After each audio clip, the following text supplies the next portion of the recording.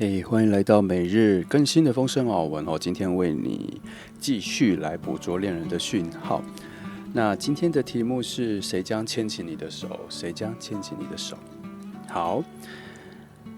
我们的题目每个月都会一直重复类似的题目哈。主要呢是在每一次的翻牌解牌的时候，一点一滴帮你捕捉恋人的讯号，而不是一次性的就立刻帮你捕捉。其实你听多了、听久了，你会发现有一些类似的共同点的，还有一些重叠性会出现。好，那这样子你才会像是我每一次影片最后都会跟你说，希望给你找到一些未来的方向跟想象的选择方向感之类的。其实宗旨就是慢慢的，我们一起来拼凑恋人的讯号。好，希望你能理解。那这就是今天的牌。今天的3张牌，如果你要近看的时候要看久一点，你可以按下暂停哦。好，第一张牌是金币侍者。好，因为按下暂停的话，你要看久一点，可以按暂停哈。按下暂停的时候，中间会有一个符号，所以我们会往移到旁边一点哈。好，第2张牌是权杖侍者，权杖侍者。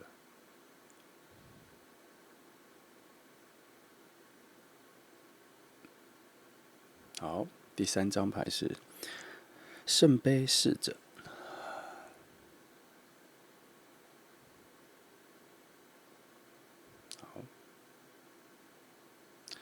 好，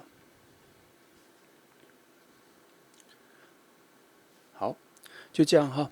那我相信你们都已经很会选了，只要那一张很难，你的目光很难离开，那表示共振最强，我们就听这一条故事线吧。好，那选好了，我们就开始喽。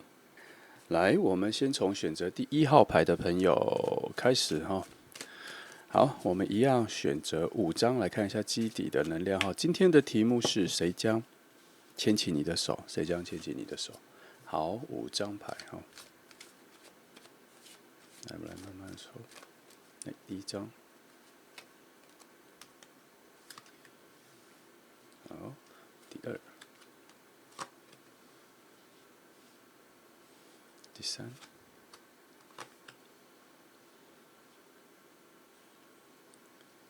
第4，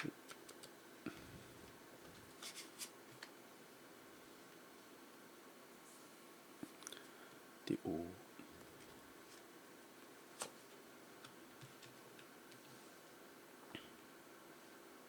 好，来，先这几张我们来看哈。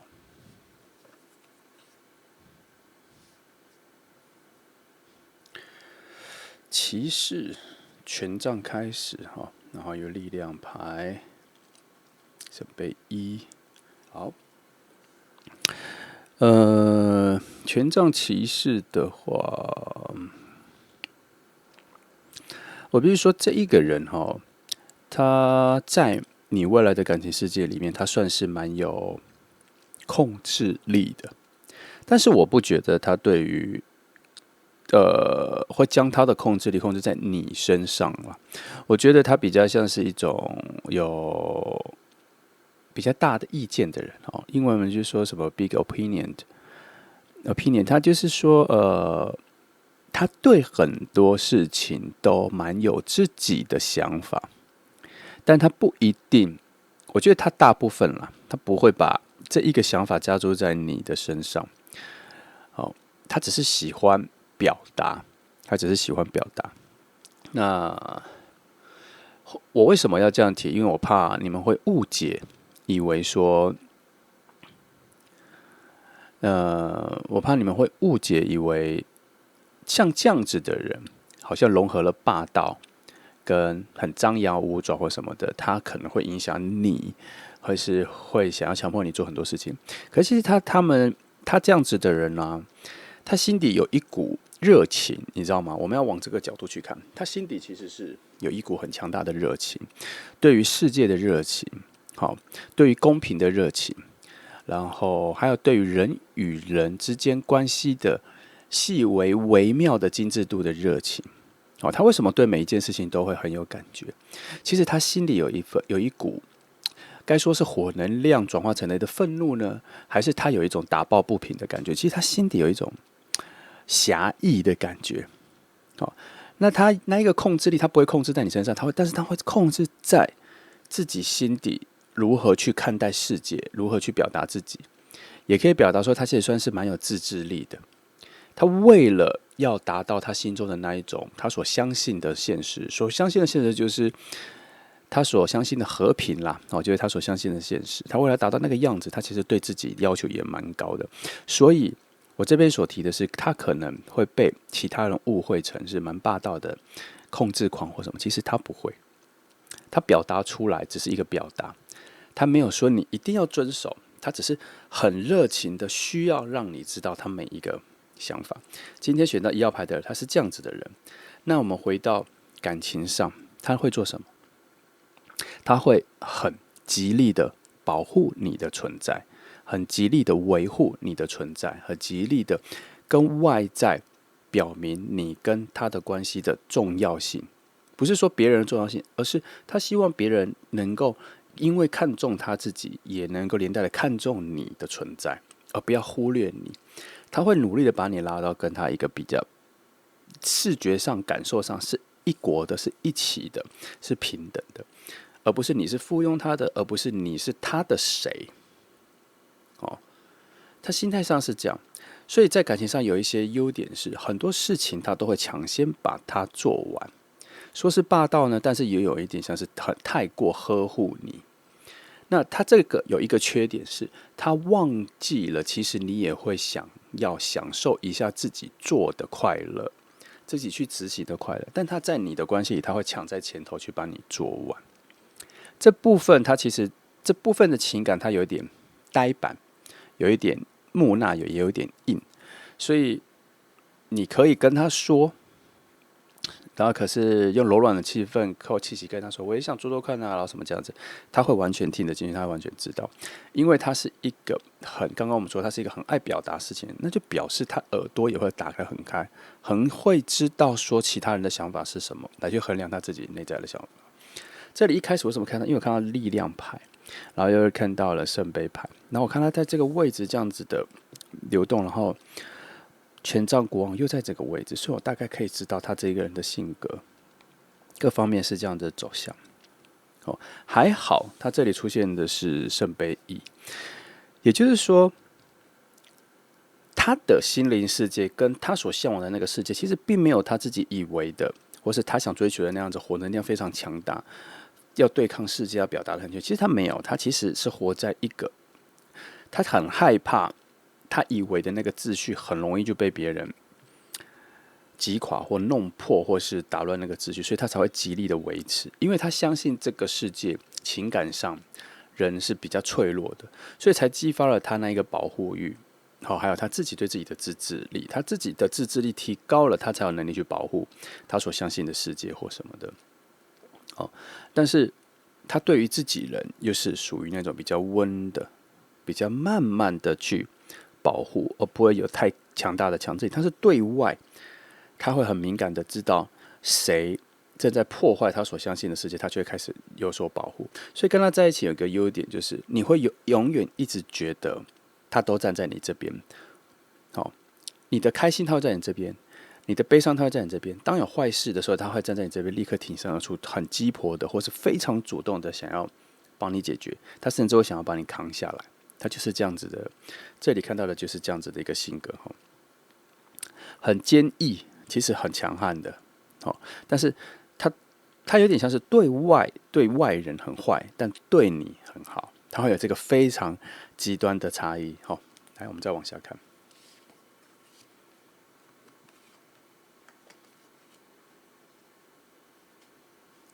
好，宝剑1这边确实看出来他一点心底的一些小小的要求了。我们刚说他其实对自己的自制力非常高，那是因为他意识到他自己其实很多事情没有其他人那么聪明，没有办法想的看别人讲的那么仔细，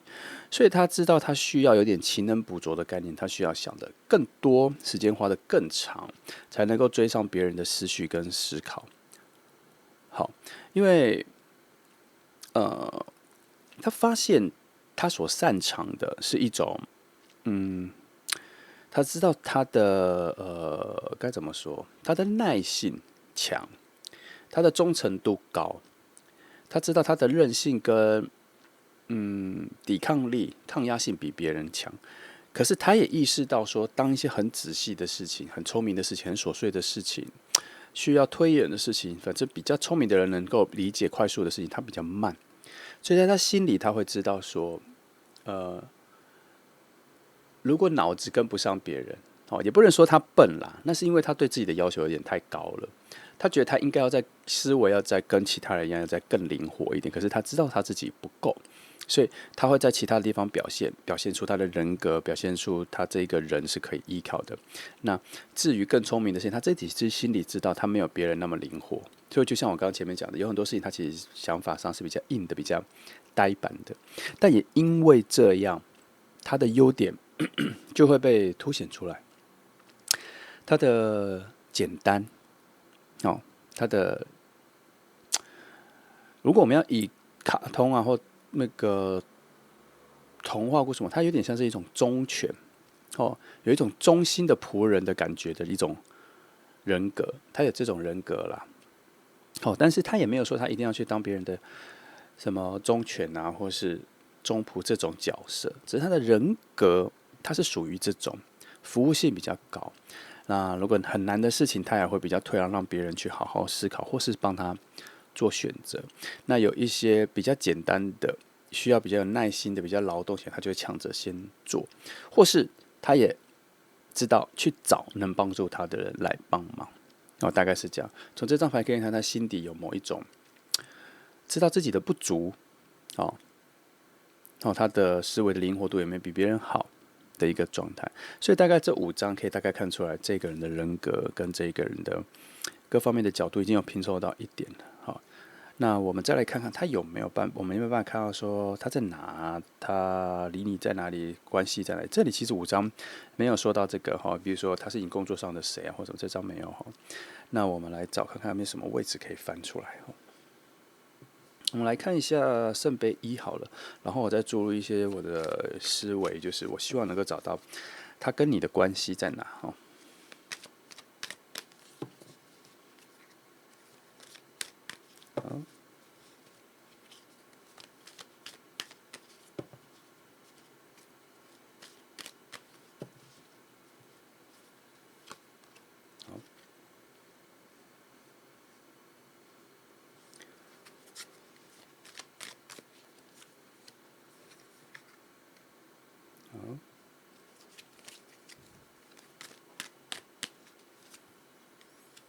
给你们看到这3张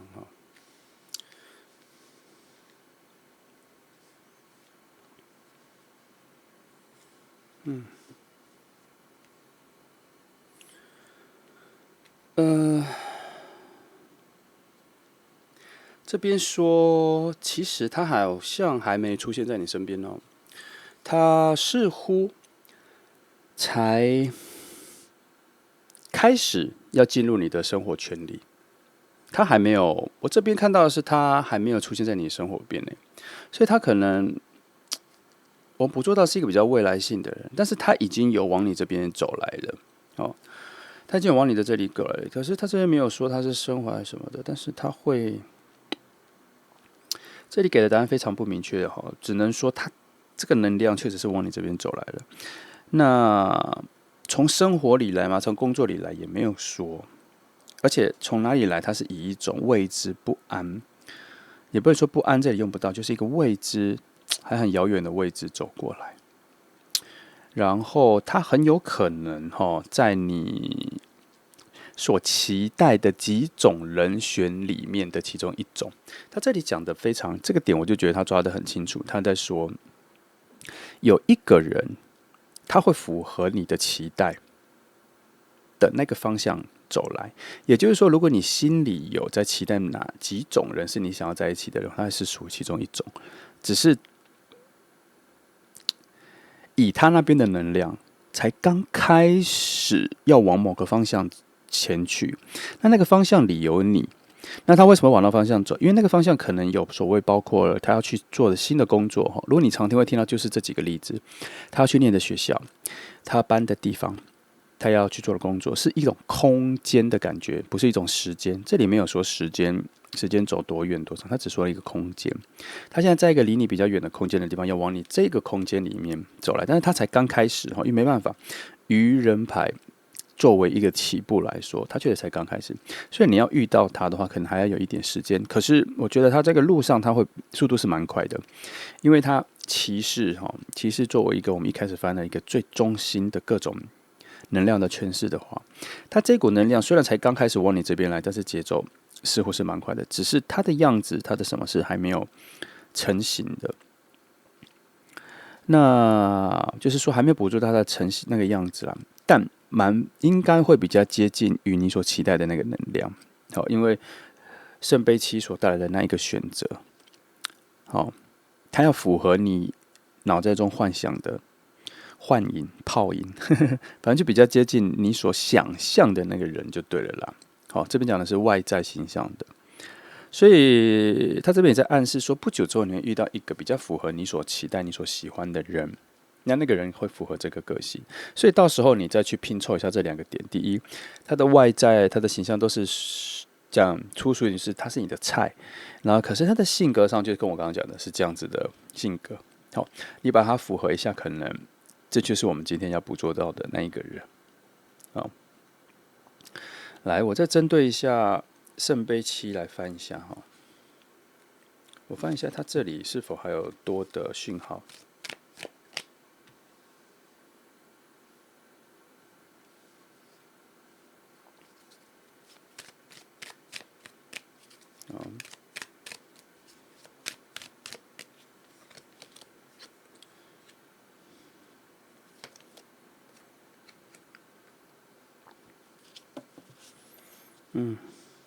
三号有比较看得出来了，他应该是为了新的工作，有新的合作或什么，他必须要从比较远的地方往，他可能要搬一下家啦，要搬一下家。他找到了一个新的工作，或是他被派来去一个远的地方工作。我不确定他是搬家，因为我觉得好像机动性没那么好。他有可能像出差，他要待在离你比较近的空间一阵子。好，那没有说是搬家还是什么，反正他有一个空间上的移动，然后是因为工作关系。好，他有一个工作上有人需要他，所以他会出现在才会出现在你比较接近你的地方。好，然后它有另外一个意义是，他很有可能还在选择要不要来。因为他现在好像处在一种有好几个选项让他选，那能量上是说他能量是比较趋近于会选择来你这一个方向的事情。他现在还在选择中，所以不过应该已经，我觉得他这里有两个东西有点撞到了。就是说，他现在有一点捕捉到的是，他快选了，还是他已经选了？我把它解释成两个。第一，他应该已经选好了，在很多的选择里面，他已经选好，所以出发了。所以才会愚人牌，然后还有这些东西。那他还有另外一个方式是，他还没有选，但时间已经很紧迫了，他需要赶快选了。然后他会选择最有挑战性的那一个。他会选择最有挑战性的那一个，然后，可是他还没选。以这里来说，其实我这边看到的捕捉，不管他用什么心态选，他都会选来往你这里的啦。只是现在比较细节的是说，他到底开始了没？所以这关乎着他来到你这边会遇到你的时辰啦、时间啦。时间到底是比较快了还是比较慢的所以会有两个，所以时间上大概会在这两个地方。但总归来说，他都还要一段时间才会出现在你面前啦。因为确实以空间跟时间来说，都才无论启动了没，都是才刚开始，还在起点的位置那只好再等一下。好，我们来翻一下其他的东西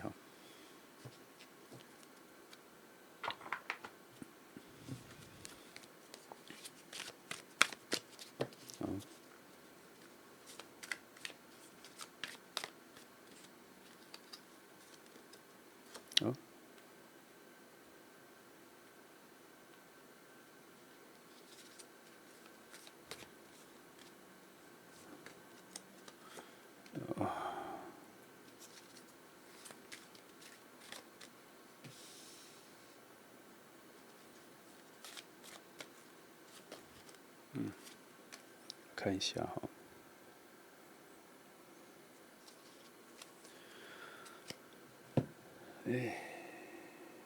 倒吊人哈，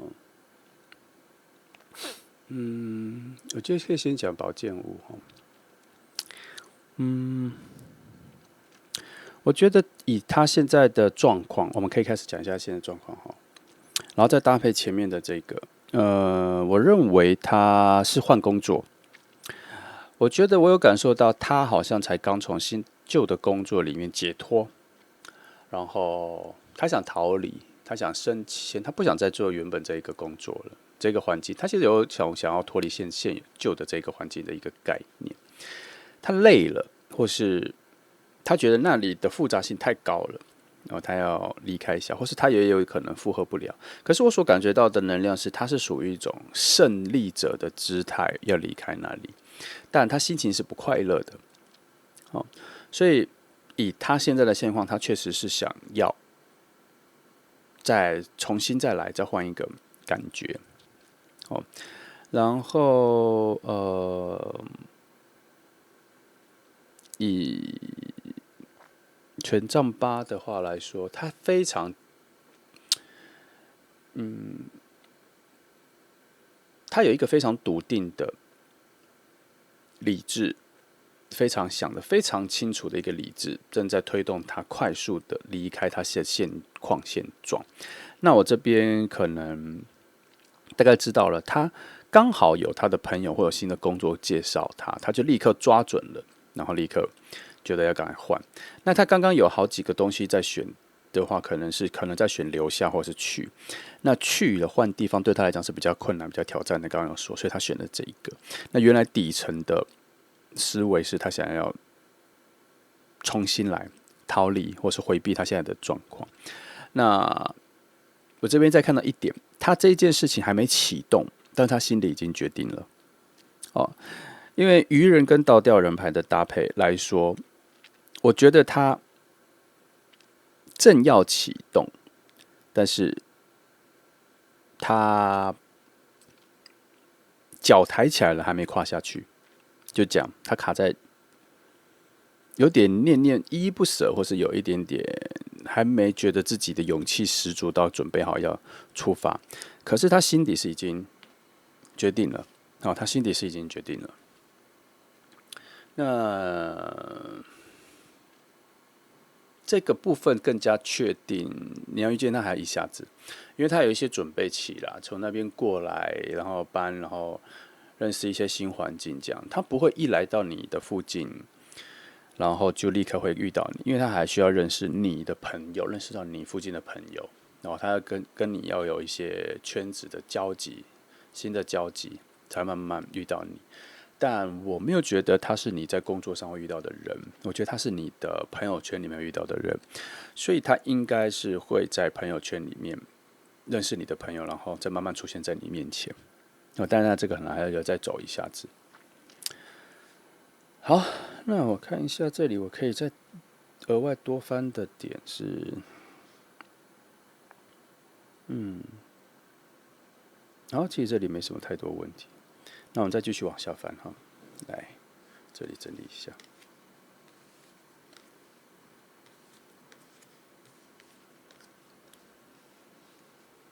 好，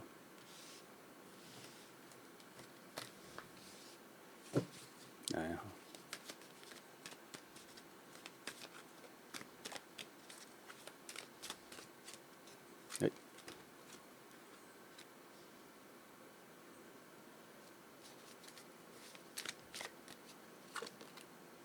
好，7哈，的确他才再次证明他要来到的你的这个附近是他的新环境哈，他连朋友、同事各方面都要重新交。那介绍他的人是他的朋友没错，是他认识的人来这边，但是他确实是要从另外地方完全换哈，他的生活圈跟朋友圈都要换哈。死神牌已经再讲了一次，从我们刚前面就已经发现了这一件事情。那这个转换呢，牌面说这是他现在这个阶段里面做的非常有智慧，非常聪明，非常对的选择。因为这个选择的转换，他在未来有他所期待的东西，也有他所期待的价值，然后他能够发现一个新的自己，新的高度，他有这个机会。那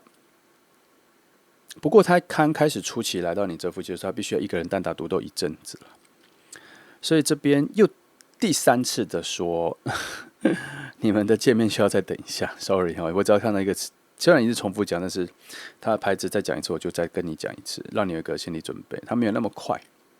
会出现在你面前。不过你遇到他的时候，他绝对不是才刚来到你的生活圈，他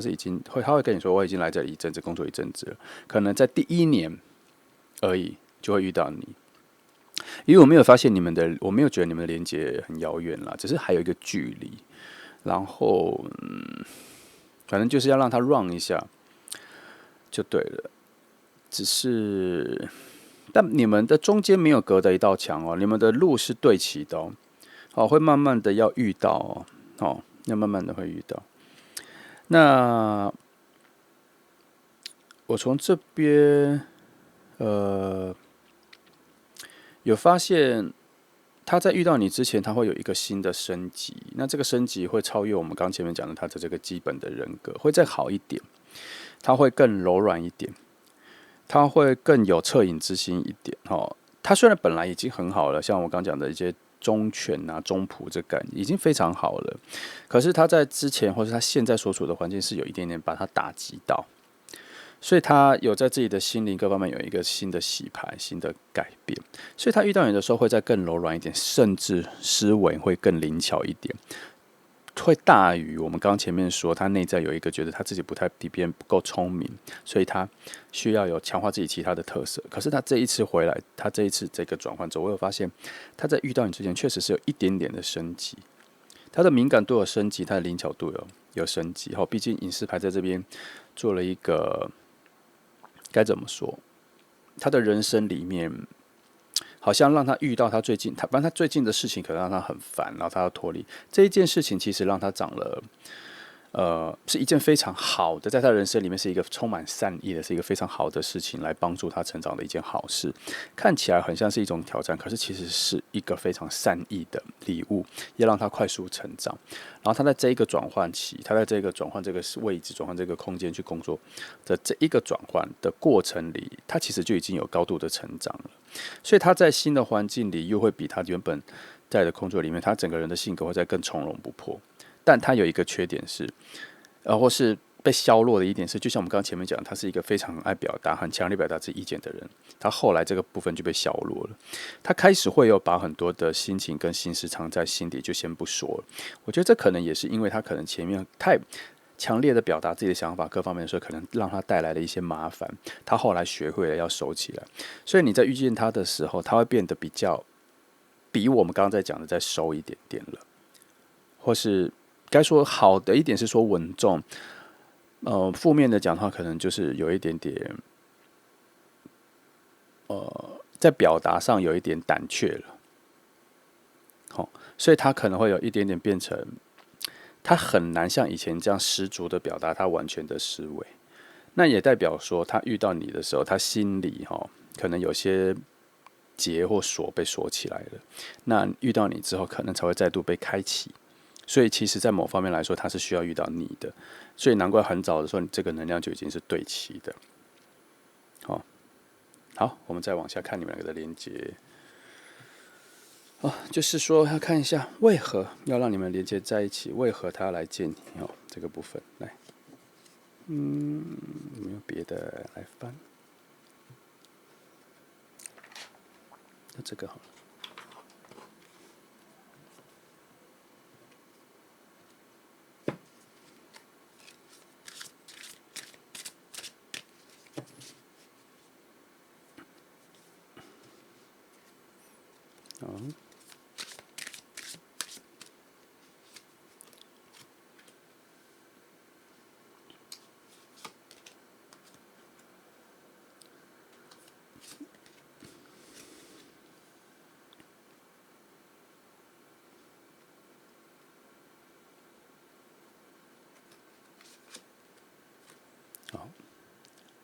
这2张。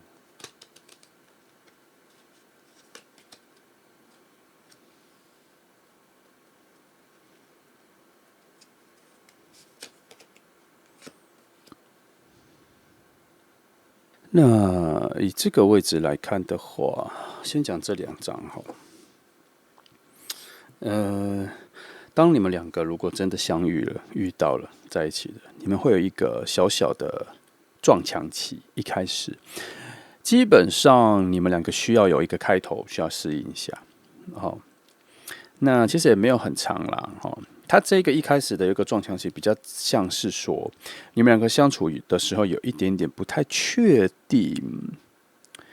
该对对方做什么，不太确定对方需要什么。一开始你们的熟悉度没有那么好，一开始的熟悉度没有好，所以你们2个要在初期的时候找到2个人的相处方法。所以一开始的时候有一点小小的撞墙期，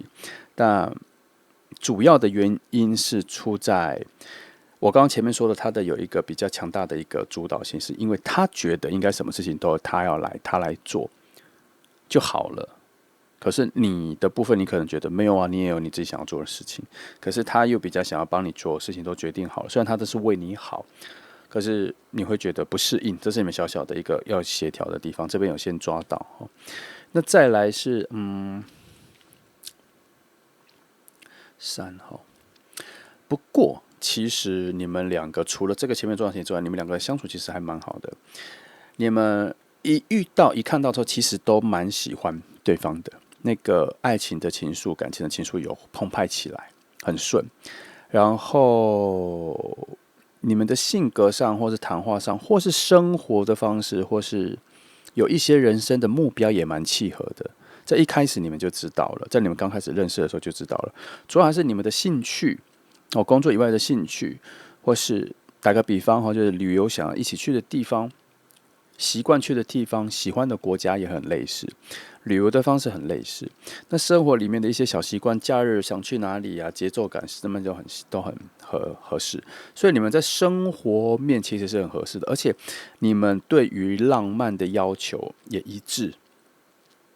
他虽然感觉好像我们刚刚前面讲的个性是这样，可是他其实我刚刚说了，他是被一个水能量所包覆的一个性格。他活在一个水能量的世界里，只是他不希望人家来破坏这一个很容易就被破坏的一个水能量世界。那也表示是他心中有一个非常浪漫的小小世界。那遇到你之后，这个世界被扩大了。所以你们就会有一种双重浪漫的结合。所以你们在工作之余，生活上各方面的向往跟兴趣是很雷同的，只是性格上一开始的时候需要有一点点的找到方向。那到杯6，我看一下哈。然后还有一件事情是，你们虽然性格上彼此的熟悉度，像我刚刚前面讲的，需要花一点感觉来创造新的路。可是很特别的是，你们2个刚开始遇到的时候，却有一股好像这个人已经认识蛮久的熟悉感。这2种熟悉感的要求不一样。这里的熟悉感，那种旧熟悉感，比较像是说，这个人好像我以前认识过的那一种种类的人，性格上啊各方面。可是真的相处起来，才发现说，这种人其实是我没有这么近距离相处过，所以才知道说原来是这样。这是2种不同的熟悉感，这个比较像是逆向的，好像有点我是知道这样子的人熟悉，我知道这样子的人格的，可是我从来没有这么近距离的要这么理解过，所以这么近距离理解才发现说，其实跟我的性格上还是有一点小小的冲突跟不一样，所以还要找到一点路。但因为一开始认识的时候就有一种好像这个人不是什么完全的陌生人，也是有另外一层的熟悉感，所以才让你能够有好奇心，能够有一些动力，发现说没有，这个小小的不适应只是初期，探索一下就好了。会有这样子的一个核心上，它是会让推着你，让你去理解到底哪里不一样。它不是一种负面的感觉，它是一种比较正能量的，想要去知道我们2个人在一起的新的生活概念，或是相处概念、相处方式是什么新的。它这边会有一个小小的新的东西要出来，没有说是一个大改变了。你们都还是能够维持自己原本的样子，然后只要做出一小小的改变就能够相处。不过这都还在很后面啦。主要还是因为这个人要到遇见你，还是算是有一段路。只是这里比较能够讲到说，其实你可以期待一下，其实你们后面的相处其实都还不错啦。好，只是这一次这个时间点抓的比较像是很前面跟比较未来一点，那就要期待中间的部分是空的。其实中间你们要怎么认识，从哪里认识，要怎么这边都没有说，毕竟他可能还在要来的路上，所以可能要再等一下。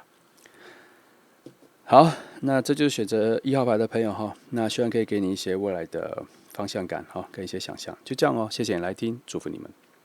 来，接下来我们来从选择第2号牌的朋友开始哈。今天的题目是，谁将牵起你的手？谁将牵起你的手？好，来往下看哈。好，选择5张牌哈。来，抽5张，来第1张，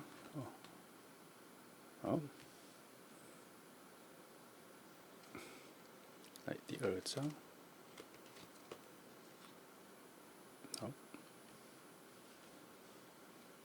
第3，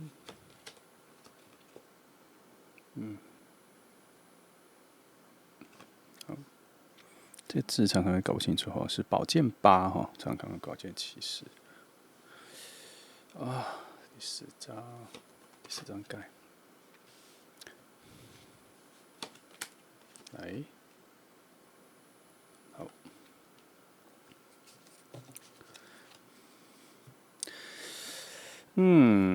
宝剑8来做开始的话，然后是这，这人在你附近哦，这人在你附近，只是他似乎目前看起来他没有一个很大的力量支撑他去跟你告白，我只能这么说，他是目前没有那个很强大的力量，没有那个足够的力量跟你告白哈。那他在等，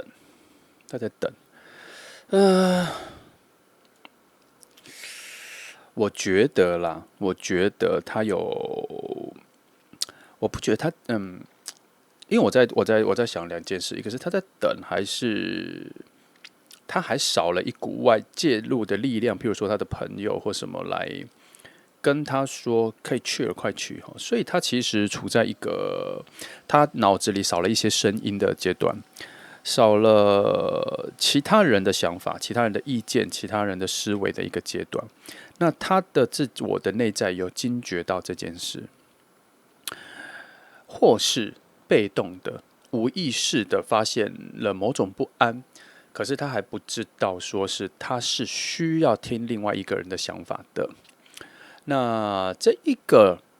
另外一个人应该是他的老朋友旧的智慧。什么叫旧的智慧？就是他以前有听过这个人说话，然后深受影响，或是他平常有一些低谷或者有一些疑难杂症，他就会去问这个人，然后这个人就会给他一些智慧之言。那最近他这个心情似乎这一个人还不知道，所以他也快要去说了啦。我觉得他快要去跟这个人说了，然后应该跟这个人聊过之后，他应该会得到一个新的助力，就是会跟你告白，会跟你说，或是跟你表达。以今天这一题来说，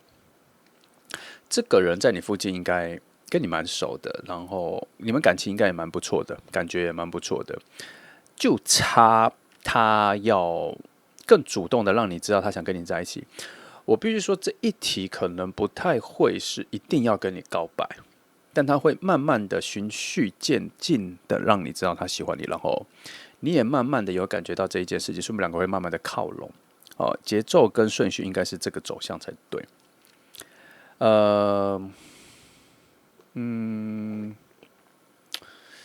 我再仔细看一下哈。不过我有发现某一个外力的介入，除了这个人之外，还有一个事件会发生。那这个事件会发生，好像会改变你们2个人之间的关系。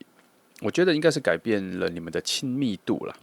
熟悉度跟接近。反正它会有一个很特别的事情会发生，让你们2个更有共识，然后相处的时间更多。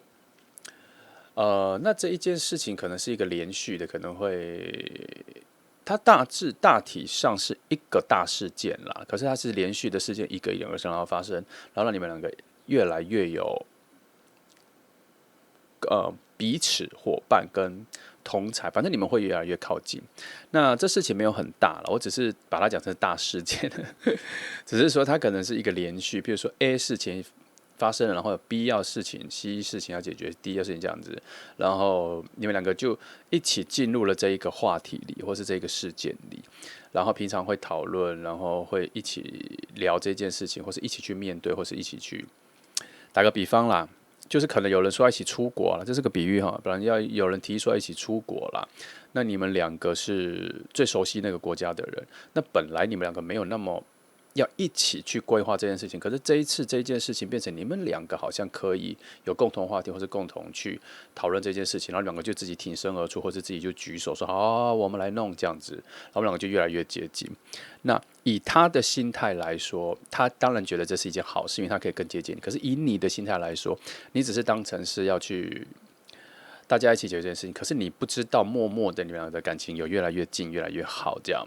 然后可能这件事情之后，大家就会发现说，为什么你们感情比其他人还要更好？然后你们就慢慢的会走在一起。这一题比较像是这个。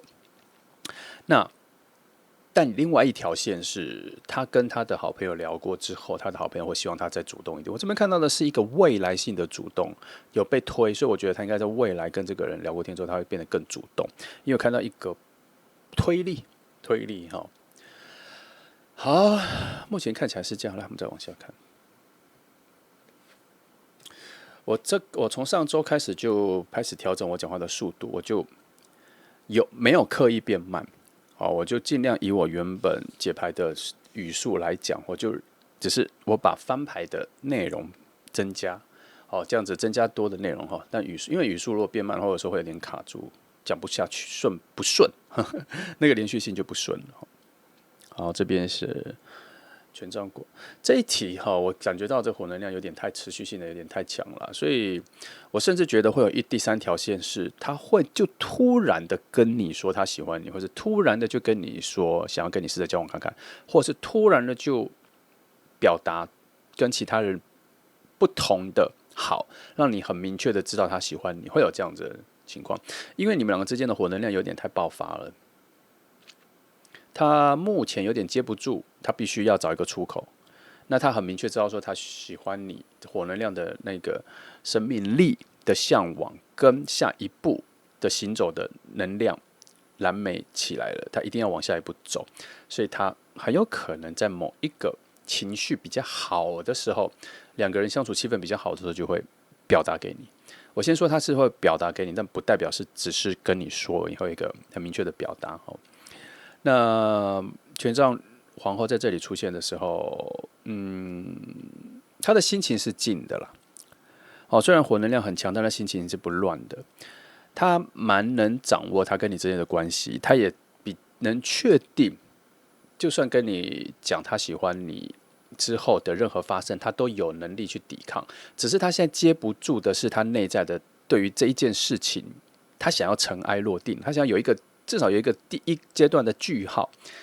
这个句号前就是他想要先让你知道，后面再看看。他已经准备好后面各种事情，你的拒绝或是只是变得比较好的朋友没有在一起，或在继续相处，他各种可能性他都想好了，他也觉得没有问题，什么都好，反正你不会离开他，他也不会离开你，各种关系都好。可是他一定要把这件事情跟你讲的一个稳定性，在他内在里有出现了。所以我必须说这一题它是一个复合型的关系，它并不一定只是变成恋人，一切取决于你的感觉，在当下你会做什么回应。我必须说，你遇到了这一个人，很明确跟你讲的当下，并不是你第一个反应的选择。这个意思是什么？就是说，你的第一个反应很随机，你没办法整理。然后他可能会在一个非常意外的情况下出现，那你会有一点点小小的觉得你好像第一个反应没有做好，但是对方其实也还好啦，觉得都没差。对方的目标在于跟你说，而不在于你怎么回答。这件事情蛮奇妙的。他也是讲了之后还回过神来，比较知道你是怎么回应的，而你也会有这个情况。其实啊，今天已经翻到牌了。你都已经有心理准备，有一个人可能会慢慢的接近你，而他也都已经做好准备要慢慢的接近你。可是，在到那一刻，表达的那一刻，两个人都突然惊讶了起来，因为那感觉是新的哈，那感觉是新的。主要还是因为那个火能量突然爆了一下了，有点像是你明明去看烟火，你明明知道等一下有一个东西已经飞上去要爆了，可是爆开的那一瞬间，你还是觉得很惊讶。为什么？因为爆出来的东西是新的。你不在你期待中的其中一种哦，会这样。那感觉很多啦，这个人跟你关系感觉很多啦。然后初期需要整理一下，因为它不是水能量，它是火能量的哈，它比较像是一种很响亮的声音的出现哦。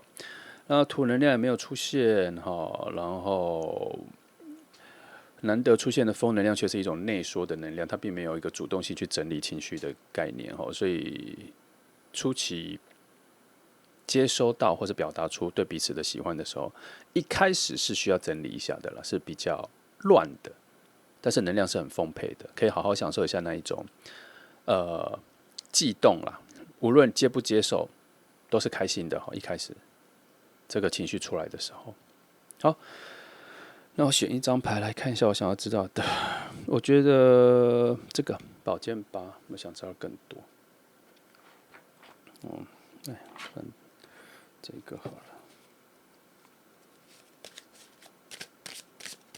等一下，用这个放。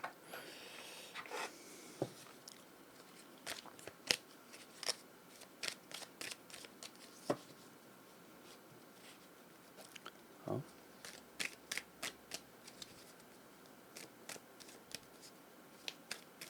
好。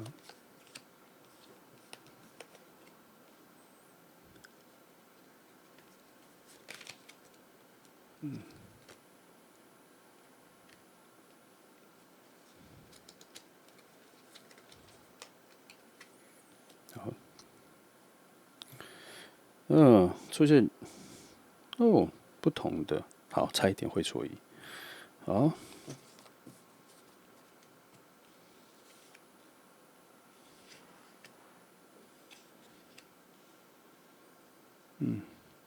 我看一下哈，他考虑了一些未来你们两个相处的样子，或是我觉得他想象了一下两个相处的生活上的样子是什么，他想象了一下，然后他似乎这个部分有点模糊哈，他似乎有一点点在意他自己的生活跟你的生活原本是独立起来的，现在变成两个人的生活有所连接，时间上、时辰上、时间表上都会有点不一样。他突然有一点点在这个方面，他有点办法想不通，或是有点不适应。可能是因为他自己的时间表他已经控制太久了，他突然有点在意，当你的时间表或是你的节奏、生活节奏，简单来说就是几点起床、几点上班、周末什么时候要见面什么的，突然时间变成是两个人共有的时候，他有一点点疑惑，怎么办啊？那在那里，所以他在某些情感上面是有点内缩的，好，但是因为火能量太强了啦，他这个想法挡不住他要去让你知道他喜欢你哈。然后不过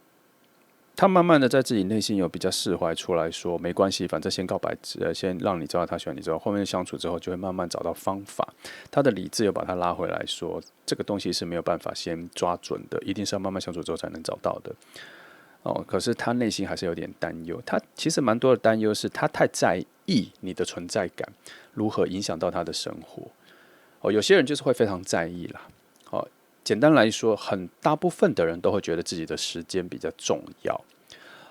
除非有些人的性格上，他的能量是来自于跟别人相处，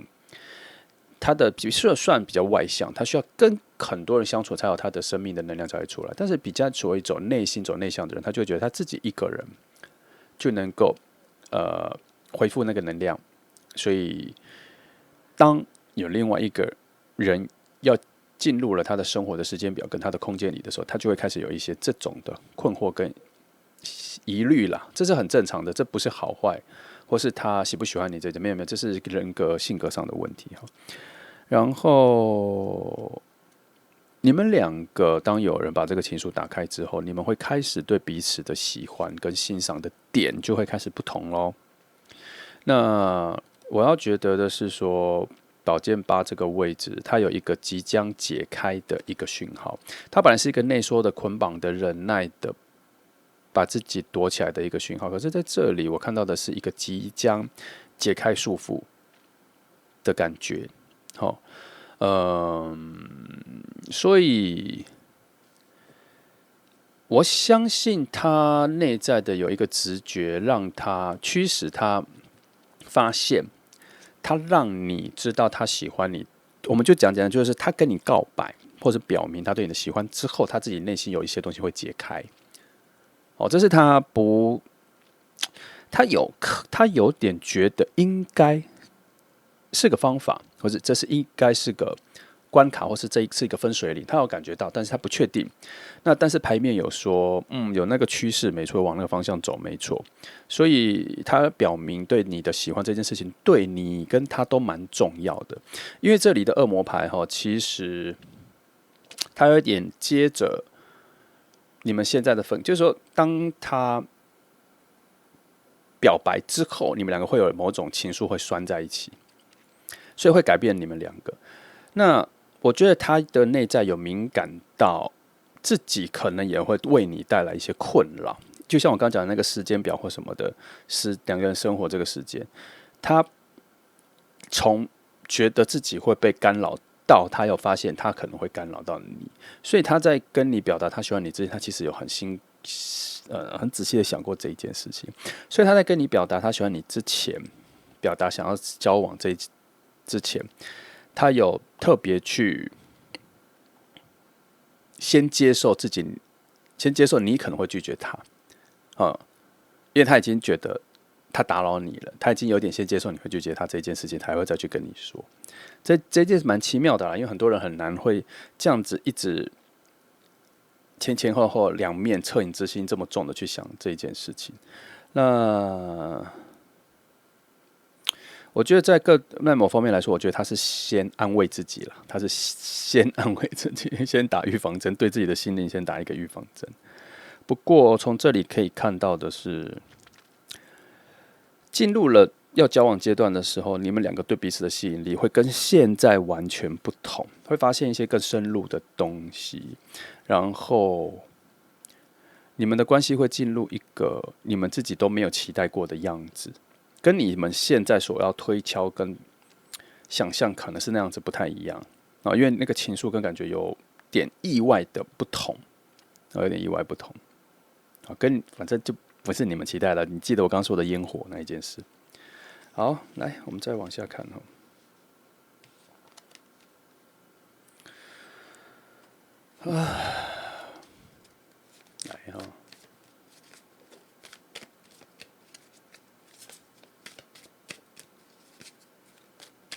好，3张。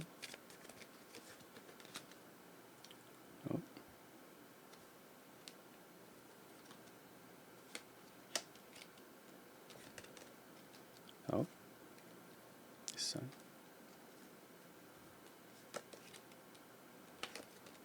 好，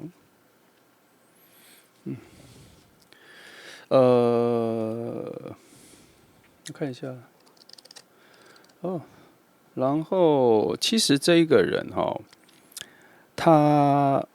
有习惯性的会先以你为优先，然后这里塔罗牌有一点点在提醒你要把他救回来一点。他会有点太以你为优先，不管是现在、过去、未来。他如果跟你要在一起的时候，他会有点在强化这件事。这是什么意思？他做很多决定的时候，他会以你为优先，以你的好或你的喜好为考量，他会有点忘记自己。那这里需要你救回来的一点是，因为这一件事情会变得有点黏腻，这件事情做久了会变成是一种加重的依赖。因为你们本身已经有恶魔牌拴住了，基本上不需要特别做到这么以你为优先或牺牲。因为恶魔牌这里所锁住的你们两个是要在一个平衡之下达到协调。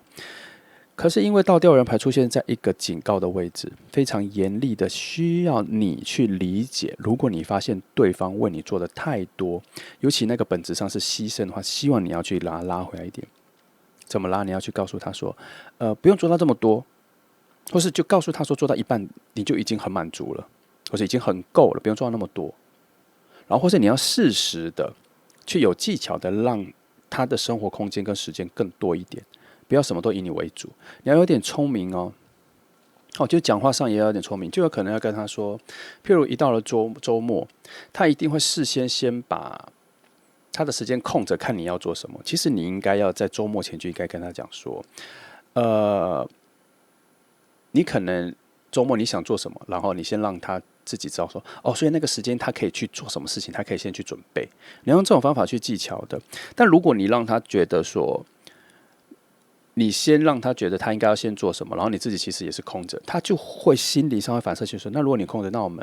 那你想做什么，我陪你。他变成是这样反向，这有点可能不太行哦。好，但如果你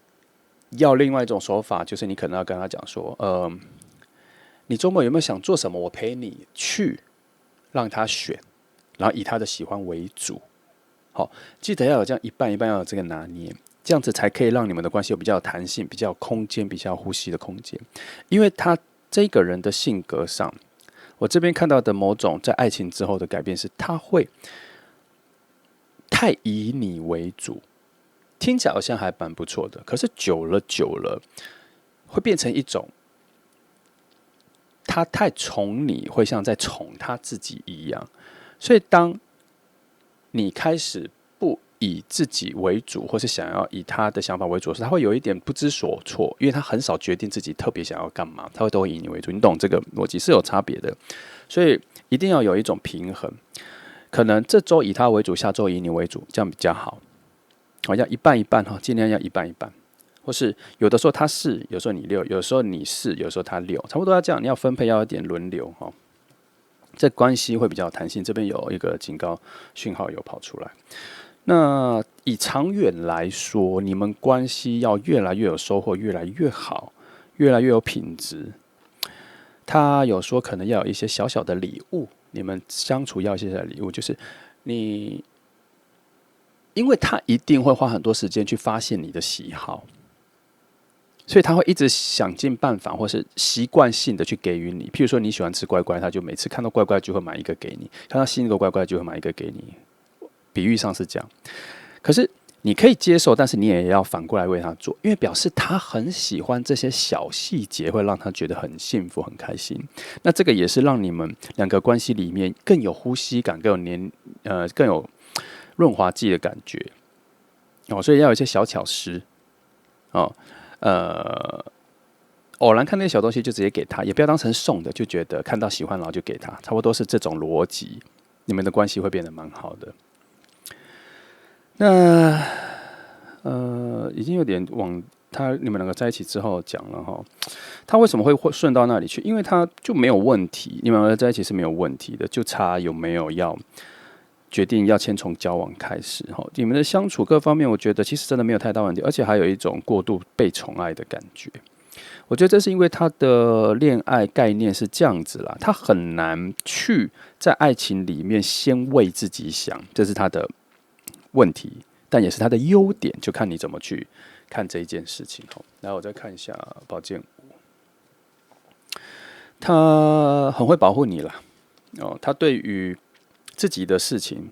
譬如打个比方，譬如在网络上有些酸民可能留言给他，或是有些不留言不是很有礼貌的，他其实都不太很在意。可是他如果看到你的照片或什么下面比较留言比较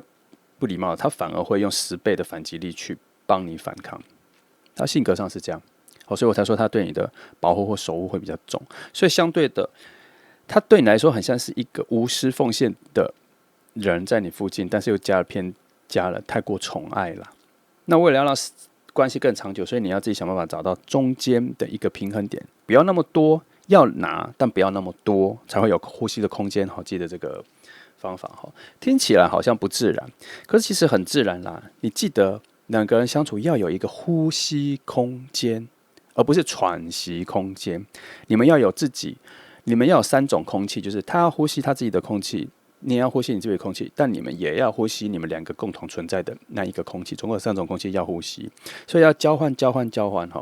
才会达到那个节奏，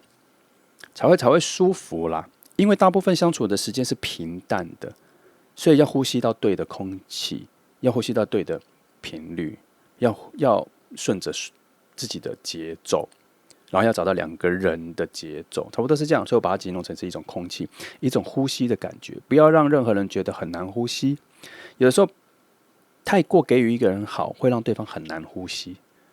因为每一次接受别人好都要有一个反应时间嘛。但如果那个好太多太饱满，那个接收的人会很难呼吸，因为他的反应时间不够，好吗？好，那我们再往下翻哈。来，跳出来，那就翻吧。我通常不会翻跳出来的，但他已经这样翻了，我们就拿好了。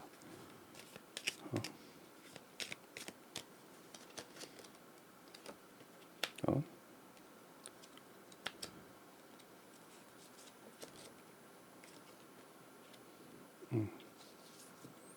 节制牌，然后好，这边又再讲一次哈，这已经讲了好几次了啦。你们开始确定要交往，关系比较绵密之后，就进入一个新的阶段了。这里又讲一次，就不再说了。然后，其实你们2个的相处会进入一个蛮协调的状态，不太失衡，但是是处于一种互补，是处于一种交换。所以我刚刚才说一定要有一个平衡，绝对不要全拿。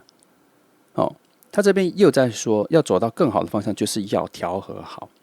他也说，你们2个身上所拥有的东西不同，但是彼此需要，所以要处在一种常常交换。这个交换就刚刚我前面讲的，我再讲一次。时间上，这周你给他，以他为主；下周以你为主，这就是一种交换。那譬如说去的地方，这周以你喜欢去的为主，他不喜欢没关系，但他跟着去。下周以他为去的地方为主，你没什么兴趣，但你也去。他会在这种交换里面慢慢找到你们呼吸的氧气，属于你们的。好，因为人会慢慢适应，也会慢慢喜欢一个东西。原本你没那么喜欢，看久了就会喜欢了，差不多是这个逻辑。所以他在讲说，这中间的调和，有点像是不同的东西以物的长期互相交换交流之后，变成比较稳定。所以简单来说，其实你们2个蛮适应这样子的相处方式，只是这边前面在讲进入确定关系前面这一条路有点久。你们交往的时间比较久，这个交换这个调和阶段就在交往阶段，然后变成确定关系是自然而然变成确定关系，但是进入确定关系这一个前面这一段蛮久的，甚至也会还融入一些最好的朋友这一个阶段，好朋友。好，那他的那一个智慧的朋友，比较有想法的朋友，他很早就看到这一件事情了，所以他有点在推他说就去吧，他比较能看出来你们2个人的协调性。但是他自己没有那么容易看出来。可是我发现，原来那一个朋友是先看到的哈。他因为他连接了后面的能量，所以他会跟他说就去，慢慢的相处就会得到他想要的了。但是他其实也没有特别想从你身上得到什么，可是他就知道他能喜欢你，你懂这个逻辑吗？他能喜欢你，表示他可能对很多人都没什么感觉，但是他喜欢你的时候，他知道他能喜欢你，他知道他从内心是能够为你做很多事情的，所以他说这是他能喜欢你的感觉。好，我们往下看一下有没有的连接哈。好，我们用另外一组牌来看。用这个好了。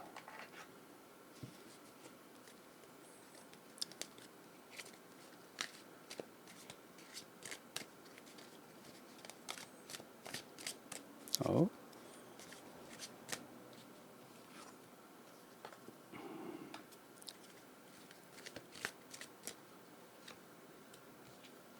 看一下，我们要看的是为什么让你们2个相遇，然后你们2个应该是自己彼此人生中的什么角色？第3是真的近距离相处之后，你们会有很多问题吗？还是会更加的快乐哦？或是可能就是更细致的相处之后会有什么状况？然后这个牌看不到，那我们用这个方式。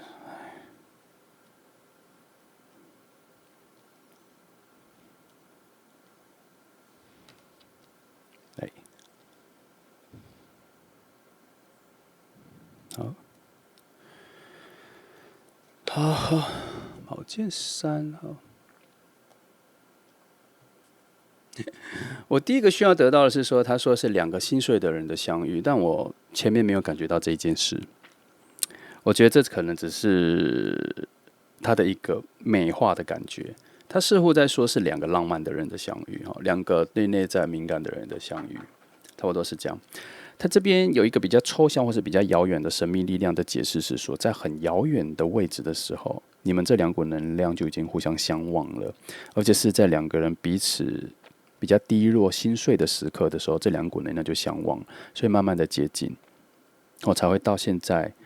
接近到有可能会想在一起交往或什么的。也难怪对方会很早就觉得他能喜欢你我觉得那就是因为他们内在有一个熟悉感有出现那这是比较抽象的远方的概念啦然后这权杖9这字很小。好，那你们2个在一起的时候，其实我必须说，你会慢慢的也会开始为他牺牲蛮多的，也会以他为主，但是你的节奏比他慢一点。你会先确定自己的位置是否安全，跟你是否有能力会有成本为他牺牲之后才会开始牺牲。那他不是，他会忘了自己是什么而全力的为你牺牲奉献。你们2个概念不一样，但是契合的是你们2个都有这个概念，只是顺序不一样了，然后节奏不一样。我觉得从这里看得出来，你的伤心比他的伤心更深一点，所以你的保护机制比他的再更高一点，就有点像是说输入密码，它不是说有那个安全性程度吗？它的安全性比你低一点，安全性更高，所以你要为他付出的节奏跟容量能会比他都会落后他一些，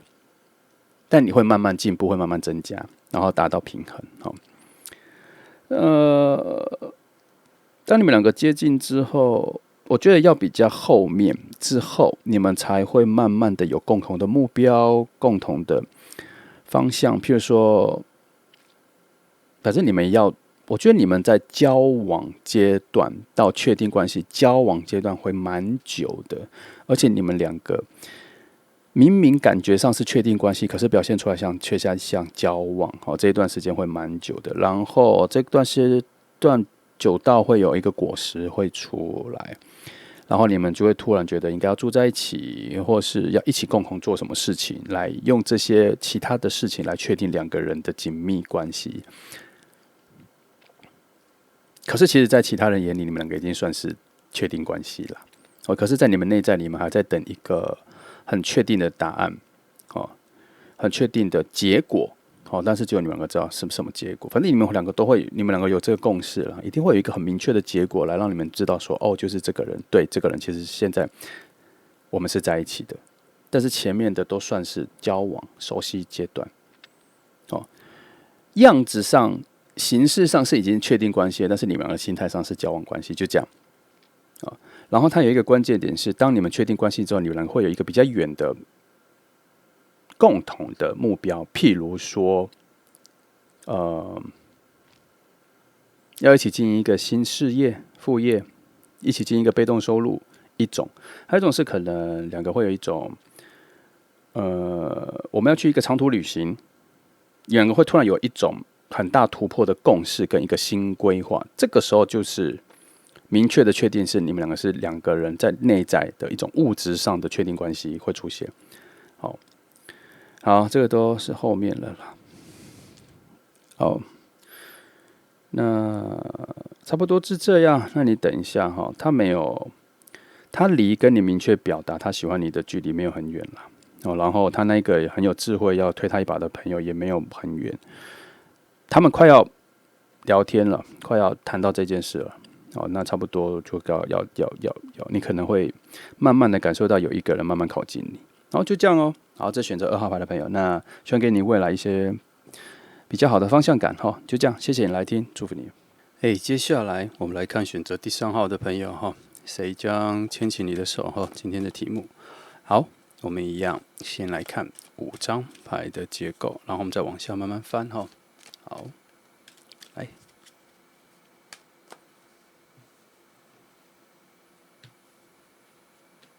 好，第1张，好，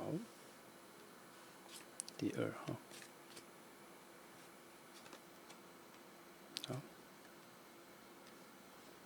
3、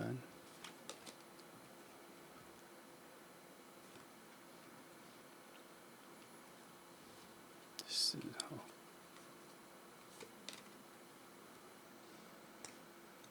好，我们就先来看这5张。看第1张是愚人牌哦。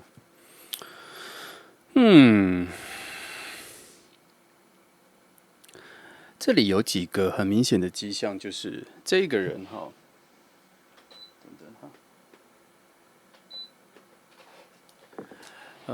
这个人哈，他应该算是你现在生活中新出现的一个新朋友哦。那这边有显示说你们已经有第1次的互动过了，接触过了。那第1次的互动感觉还不错，好，然后因为恋人牌在这里啦，他说明第4次的时候感觉还不错，有留下一些印象。那在对方心里，其实好感度不断，然后这算是你们关系的一个非常好的开端。那不过这里有一个小小的讯息，比较像是说，现在这一个人他好像还有一些顾虑没有办法表达的很明确。那他有哪些顾虑？我不太确定，有一些成分好像是他心好像还不定哈，他还是有一些玩心，还有可能他跟之前交往对象或什么的关系还没有完全切开或什么，不知道。但这个只是我的一个讯息的猜测，牌面上讲的是另外一个方向啊哈。牌面上，因为我刚刚就觉得这个第1次相遇有一些很明确的干扰的讯号。那我回到牌面上讲的比较简单的讯息是说，这个人还需要一点时间才会跟你表白他对你的喜欢。可是你们第1次见面的时候的相处已经非常对他来讲非常生动加深刻了，好吗？那他有一个小小的情境，就是他刚认识你之后，他回到他的生活里冷静下来的时候，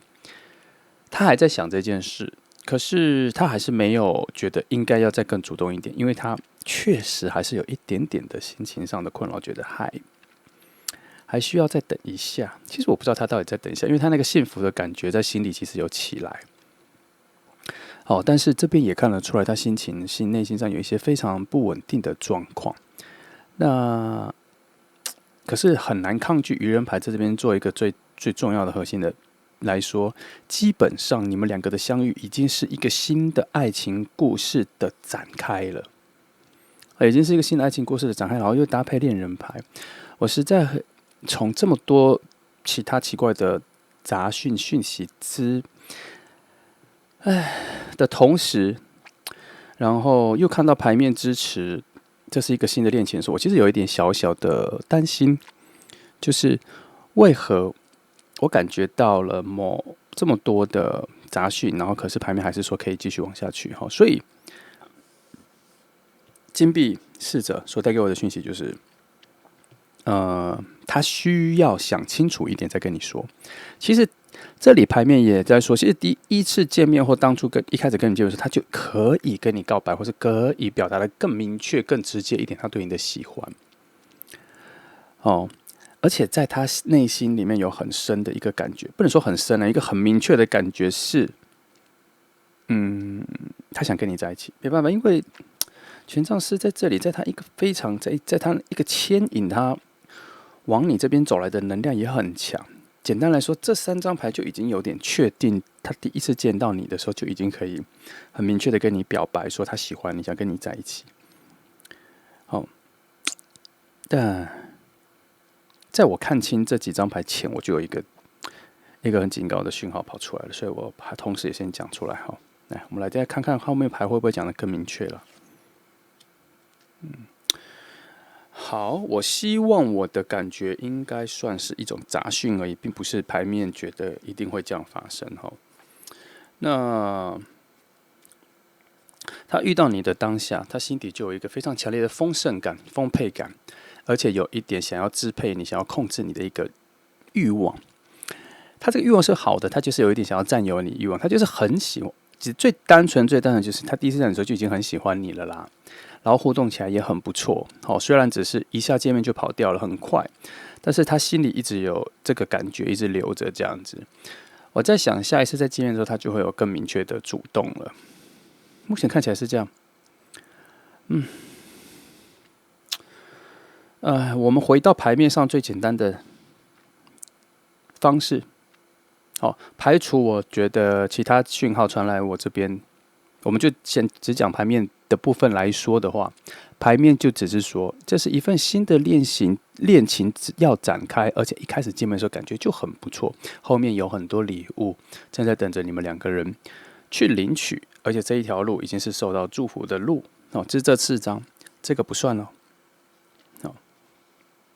那这张笼罩着什么？这张代表的在这一个思维里，它仍然被一个最简易的理智所保护着，所以它在暗示着一件事，就是这份浪漫需要一份最基本的理智或是安定感先包着，它不太能够太奔放，它不太能够太随心所欲。这是我感受到的，然后再尽量把它诠释成这样。看你能不能听得出其中的一个启发跟启示。也就是说，这份浪漫是有被框限住的，能量上有点没有要让这份感情放飞自我。大致上应该是这个讯号。来，我再好奇的看其中其他几张牌的讯息哈。哎呦，这牌每次都这么滑。没关系。然后，我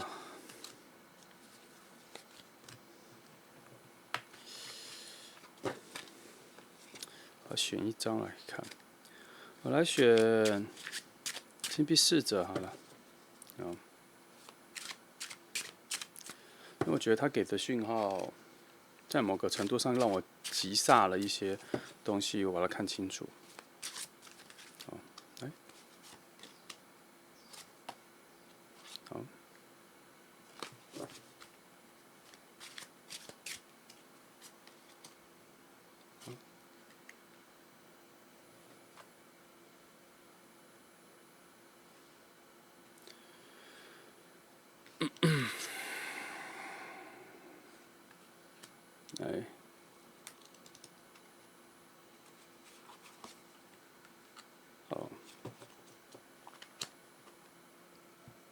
他这里说基本上这段恋情是可以成型的，也是往好的方向走，也是往好的方向走，但对方其实心情上不算完全准备好，他还是属于一种个人个体的。他虽然第一眼看到你的时候是非常喜欢的、非常有感觉的，可是他也意识到了自己的心情是不定的，而且他也意识到了自己其实目前还是专注着喜欢自己跟被人喜欢，只是你的出现有点打破了他这个感觉，他有一点动摇了他本来的某种现在的爱情的价值观。他主要这个价值观主要还是因为他现在觉得这种爱自己的方式比较像是一种自我保护机制。再讲白一点，就是他有点不太想让自己投入一份新的感情。他现在不能说，我觉得他除了说没有准备好，他也可以形容成是他现在先设定好，先为了保护自己，先不要投入这个感情。可是他看到你的时候，心里有一点乱掉，因为恋人牌加上愚人牌的感觉是，他有一种初始的新的恋情的讯号出来了，所以他在第一次跟你见面的时候，好感之后，他有点慌乱而逃了。他其实心里，我不知道他是不是能够诠释这个感觉，但是牌面是说，他心里有一份躁动，让他感觉到没有安全感。好，是这样哦。然后他心里很挣扎的一种情感跟理智的他在瞬间有一个情感跟理智的挣扎了。那整个结论比较偏向于情感的，所以他无论怎么想，他还是无法抗拒自己对你的喜欢。可是他先落荒而逃，先离开远离你一点，所以才会说金币骑士出来的时候，他会有一种被无法奔放的一种安定感，或是保护者，主要是他那边所制造出来的。好，但是我又认为这一个保护其实是在保护你，不一定是保护他，是在保护你。因为我觉得这一份能量给的讯号很多，有一种不安感给他，然后对他提示了一种你还没准备好，先不要马上投入。但另外一个能量是有点像是你这边的保护机制有点出来，就是说等等哦，这个遇见的时机不好，但是第一次遇见的那个好感已经突破了这一个框架。如果选择了绝对浪漫或者极度浪漫的人，可能这一下就会马上投入一份新的感情。可是他们就没有注意到说，其实在个人上的准备好，或是对于爱情的想法上，其实不够完善了。他的意思是说，如果立刻就在一起，或是立刻就交往的话，可能会有一种一头热的效应。当一头热凉掉之后，恢复到理智的时候，就会开始发现原来是一头热，大概有这个讯号。可是从牌面上又觉得说，这两个人其实是适合的，可是好像时机早了点。性格上各方面其实是适合的，可是时机又早了点。皇后牌、魔术师牌、愚人牌，这些牌在同时在整个牌组里面早期的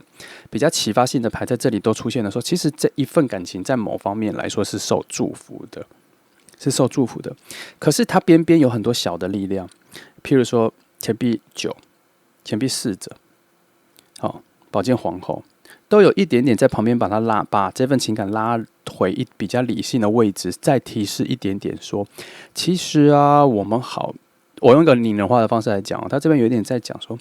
其实啊，我们好像不小心让他们早了一点见面了，还需要再晚一点点。他有很多种讯号的原因，是因为他可能需要再晚一点点，对方在他的事情上或是他的人生线上，他会再成熟一点吗？或是他需要再遇到某几件事情，让他对于人事物有一个补齐，有一个比较完整的状态再从你前面出现。因为好像是说你们两个遇见的时候本来就会有互相喜欢的感觉，可是他们会在能量来说会觉得再准备好一点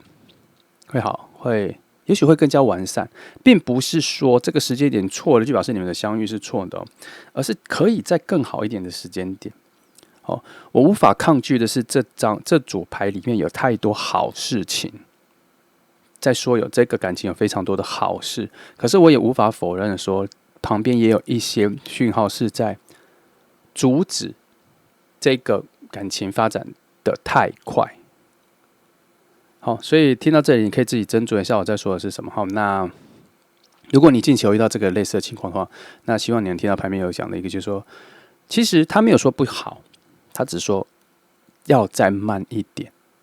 没有说你们两个的组合不好或相遇不好，可是好像似乎再慢一点点之后再放一点点会更好。所以如果你近期真的遇到这个情况的朋友，你已经遇到的话，这个你可以当成是一个不错的建议，或是你近期遇到了，记得这个建议已经跑出来了。好，来，我们再往下翻哈。来，我们来盘一些，看看别的位置有没有在阻拦，再给提示的哈。我必须以我个人主观的牌面的讯号，我做一个非常简单的结论，就是其实你们应该要在一起的。好，但是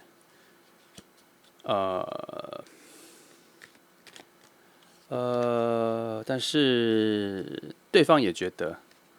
先认识就好，这样子哈。好，简化来说应该是这样。好的。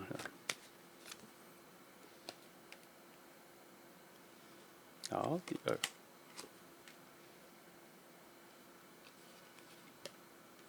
好，我看一下哈，监视。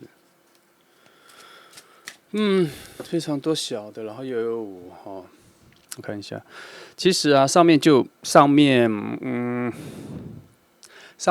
张牌都说现在的能量跟情况是不稳定的，然后上面3张同时都在讲说，等一切感觉整理完之后再在一起，或是再见面，或是再往下发展比较好。3张在不同的位置都在讲差不多的事情哦，我就直接这样子结论了。好，然后我再细着讲。宝剑4在这个位置，它告诉了你现在需要停下来这份感觉。那他需要给他停止，让他停止，让停止，我不知道。可是他现在就告诉你说，现在需要有一个休眠状态，先让这一个热度先凉一下。好，目的不同，不知道，但他说现在是需要凉下来的时期。好，然后权杖5在这个位置说，这一份心理的挣扎，不管是情感或理智的，在他身上目前都是必要性的挣扎，因为他需要想一下，他是否可以投入一个新的感情了。那原因不知道，可能因为之前的事，或是他个性问题，不知道。但是他那边确实有一个新的悸动，是需要他现在想一下，因为他现在有点在你的出现之后，对于这个感觉是有点混乱的，有点不确定的，有点不确定要不要，但是很明确的喜欢已经出现了。然后圣杯5的这个位置在这边，他要你这个部分就是他要你理解一件事情是，这一个情感可能选择权不在你身上，你必须要等待，等对方确定了，让他再主动，你再被动的决定要不要这一份感情，或是要不要接受这个，或是看他要怎么发展。那这些牌在讲的一件事，就是在你们第一次相遇之后，可能你的感觉没有这么复杂，但是对方正处于一种想不想要再主动，或者想不想要再接近你，或是回避你、逃避你的一种选择状态。那我们能做的就是先等一下，先等待。但我是认为不要期待，因为我觉得对方真的有一点提早出现了，现在有一点打乱了。如果他再晚一点出现，他可能比较顺了，个性比较好。他其实第一次看，他如果没有这一次，后面再看的时候，他就会用比较平静、比较好的方式来好好的认识你。可惜早认识到了。好，这也是为什么我一开始翻到这前面4次上来说，我就有一个讯号，觉得讯号很杂乱，好吗？他没有那么纯粹。这份祝福说你们可以在一起，这份祝福虽然很明确，但是我觉得它没那么 pure。所以我一开始就有这感觉，没讲到翻下来的时候，牌面也是这么说，牌面也是用一些非常干扰的讯号，非常复杂的讯号，在解释我感觉到的东西。但是他没有解释细节，他只说方向是对的，就是要再等一下，那个讯号是对的，有感觉到那讯号是对的，是有的。好，那我们再往下翻哈。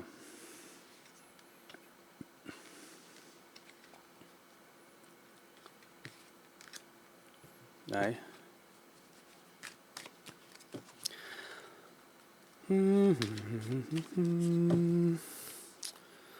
我目前觉得有点小小的浪漫，我没有觉得特别不好，我觉得有点小小的浪漫哦。原本你们应该是要稳稳当当的，在一个比较不错的情况下遇见，可是让你们不小心提早遇见的状况，应该是说有一些特别的事情发现，它才会不小心出现嘛。对我来讲，这有点电影情节，有点不小心出现。然后不小心遇见，提早遇见，然后它的内在的某一种复杂性，我觉得很有故事性。好，我觉得如果未来你们会在一起的话，会增添蛮不错的内在情愫。好，来，接下来我们再往下看。好，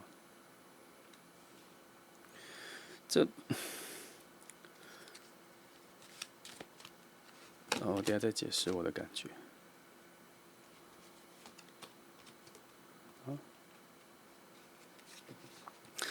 魔术师牌又出现一次哈，而且它这里的位置，我认为他又再次说这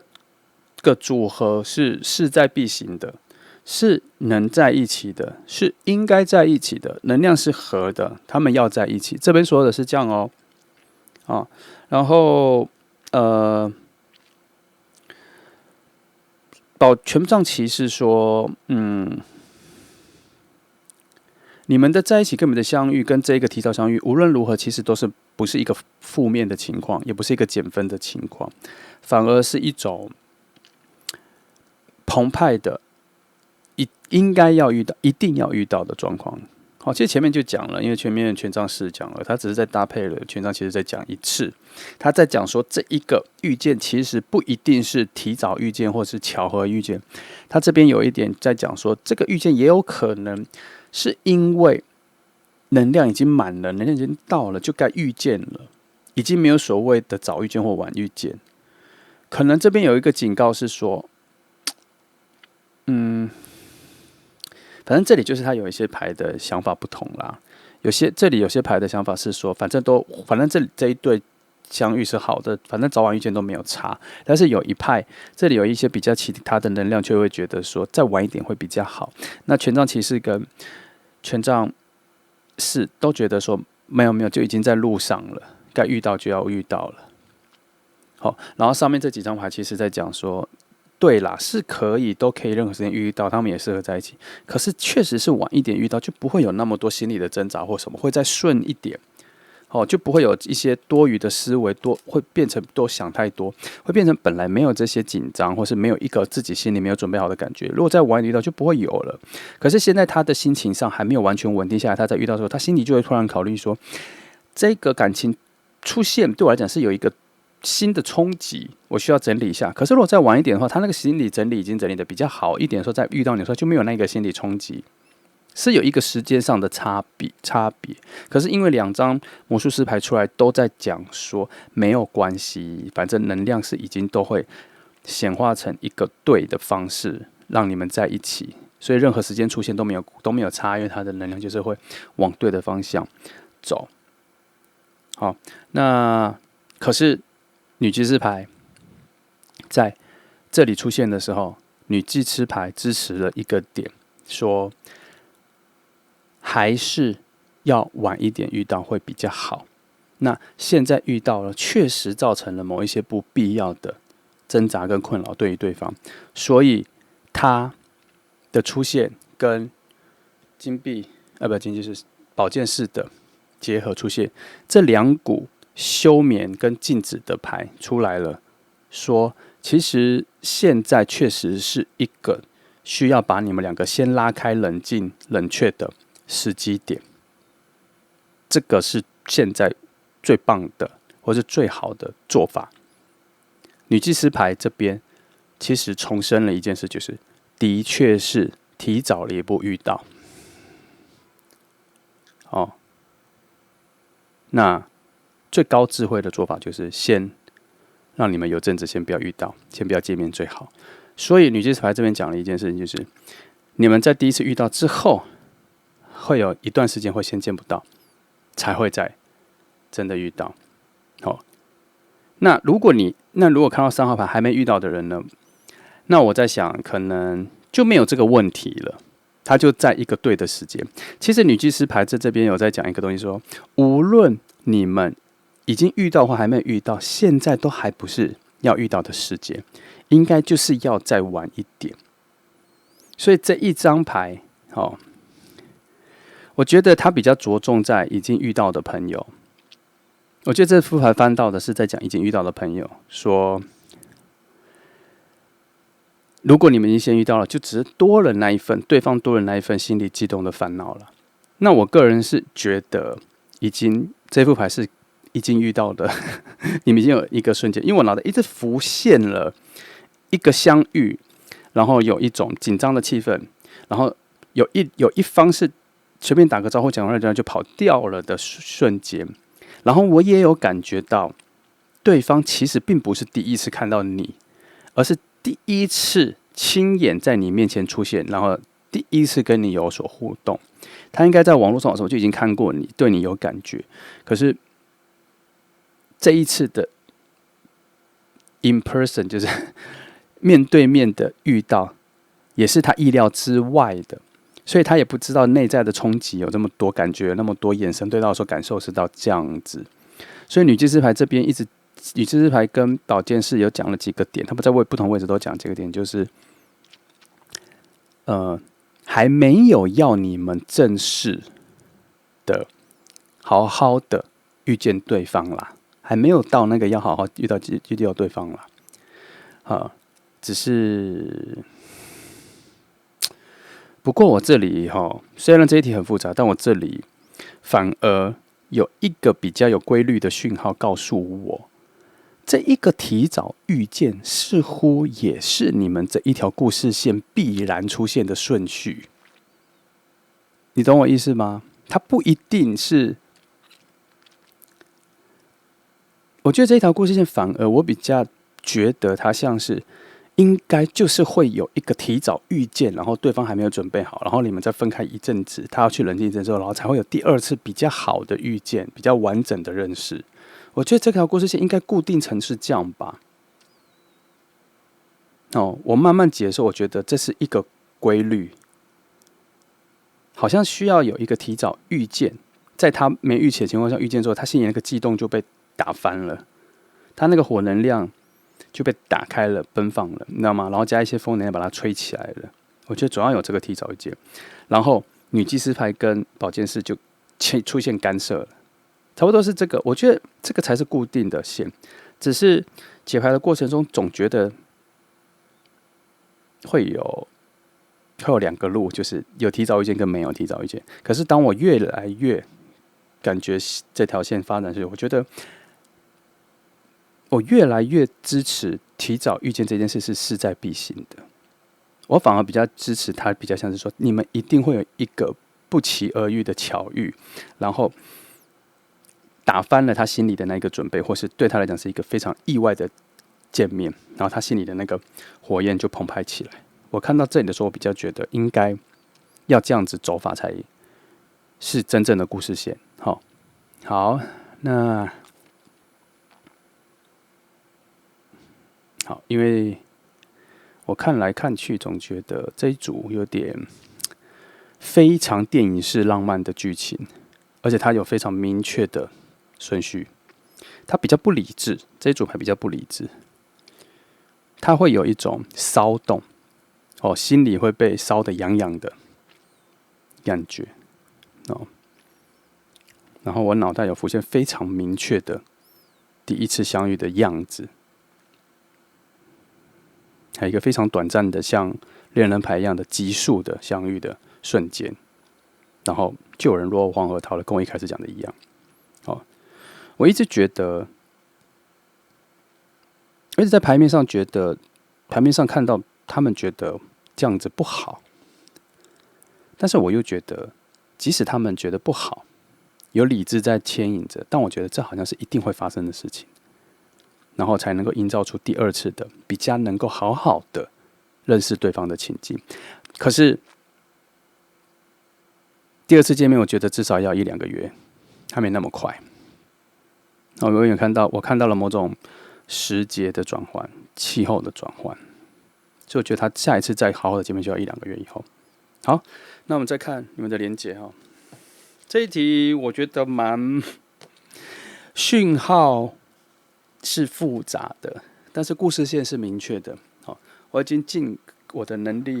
把它讲得很清楚了，希望你们有听懂。好，如果听不懂就把它当成是一个说故事也没关系啦。好，来，我再看你们2个的连结。来，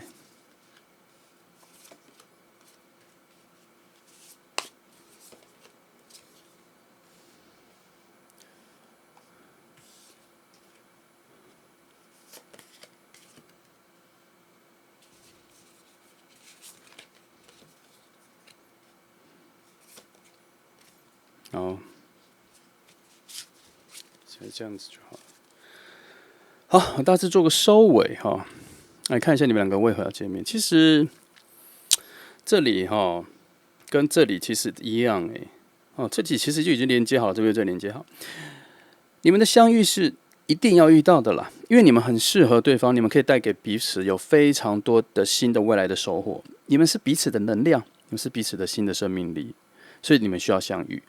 这件事情跟前面都完全没有什么差别，他都在讲说，其实你们本来就该遇见了，好像似乎只是这个故事线弄得比较复杂一点，弄得比较戏剧性一点，比较电影一点，没那么单纯，变得没那么单纯，这个经验没那么单纯。一方是因为对方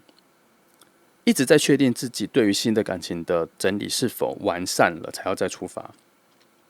好，我目前看到的是，他还在整理中，可是就遇到你，或是他一定会在没有整理完的时候就先遇到你，有可能是这样发展。好，那我再看8号，你们彼此其实是彼此能够打开心房、打开心结的重要的贵人啦。你们彼此有一些共同的语言啦，你们有自己的语言啦。可是要在比较深层的认识，或是再认识之后才会发现，初期感觉不到。你们不会因为知道你们是有自己的语言，或是你们的语言相似，或是你们已经很合了，所以你们才在一起。没有，你们一开始都是属于对彼此的好奇心很重，然后被彼此的某种吸引力吸引住，然后想试着交往，而不是在于熟悉或是理解或是适合的感觉上相处。都要在过了一阵子之后才会发现说，原来你们两个是很合适的，讲话什么。可是初期都是被于第一次见面的时候的那一种互相吸引住、拉住了。然后那其实我这边也有看到一件事情是，你们下一次的第二次见面的时候，会退一步，从普通朋友开始慢慢认识，然后还不到交往，你们只会再慢慢认识。那其实你们第一次见面的时候就有很强烈的感觉，可是后面会用比较慢的方式来交往，因为其实第一次的时候遇到的时候，那个强烈的感觉已经有了，可是后面的时候会有一种觉得，先慢下来比较舒服，而不是比较安全，是觉得先慢下来，先从朋友慢慢相处起来会比较舒服的感觉开始。你们会有这个共识，甚至不用讲出来就会有这个默契。好，这就讲的比较后面的因为他后面有抓到。来，那做一个小结论无论你有没有遇到他，我觉得我目前看起来，我支持的是你们一定会有一个第一次遇见，然后很快速的就结束，不会有第一次遇见，不会很长的聊天，不会有什么，大概只会讲几句话什么，然后眼神上就已经有非常悸动的感觉，然后对方可能很快就会从你前面消失。那我觉得这个逻辑上是因为他有意识到自己还没有整理好。我觉得这一件事情在我后面慢慢看下来，我觉得这件事情是一定会发生的，一定要发生的才能够引发出他内心对你的喜欢的那个火焰的爆发，火焰的爆发，也